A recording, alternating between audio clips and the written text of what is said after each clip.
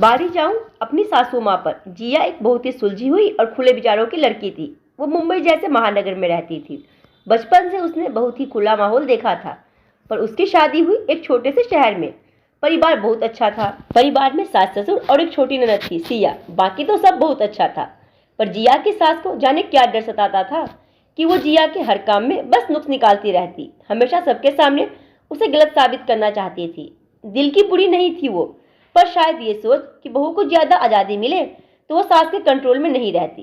खैर, जिया भी ससुराल के अनुसार अपने आप को ढालने लगी। उसकी ननद सिया से जिया की बहुत अच्छी पड़ती थी। दोनों हम उम्र थी और विचार भी काफी मिलते जुलते थे, तो दोनों सहेली जैसी ही रहती थी। समय बीतता गया और जिया के 2 बच्चे हुए, चीकू और चीनू। दोनों ही बहुत प्यारे थे, मगर थे दोनों बहुत ही चंचल। उनको संभालते हुए जिया के लिए गृहस्थी के काम कुछ मुश्किल ही हो जाते थे, पर सास की मदद मिलने का तो सवाल ही नहीं। वक्त बीता, सिया की भी शादी हो गई। सिया अपने ससुराल में बहुत खुश थी, पर उसकी सास भी उसकी मम्मी की तरह थोड़े पुराने विचारों की थी। सिया को कभी कभी बड़ी परेशानी हो जाती थी।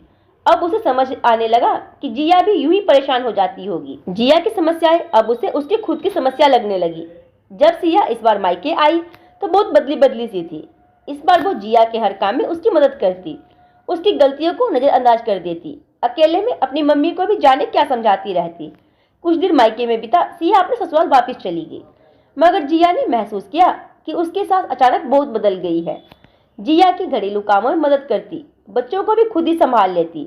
आखिर जिया से रहा ना गया और एक दिन उसने अपनी सास से पूछ ही लिया, मम्मी जी क्या बात है, आजकल आप कुछ बदली बदली सी हैं। उन्होंने जिया से कहा, बेटा मैंने हमेशा तुझे सिर्फ बहू की तरह देखा, इसलिए तेरी तकलीफ ना समझ सकी।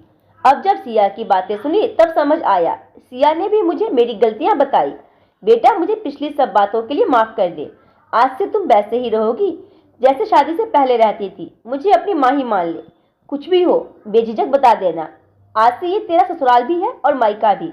सच कहा है किसी ने, एक औरत ही औरत की दुश्मन होती है, लेकिन अगर एक औरत दूसरी औरत की मदद करने आगे बढ़े तो औरतों की हर मुश्किल का हल उनके पास होगा और उनकी जिंदगी भी आसान हो जाएगी। ये घटना मेरी ही दोस्त की है। आज उसके साथ सास कम उसकी सहेली ज्यादा लगती है। दोनों सच में बहुत ही खुश हैं। उन्हें साथ देखकर सच में बहुत ही अच्छा लगता है और मन में यही ख्याल आता है सबको ऐसी ही सास मिले।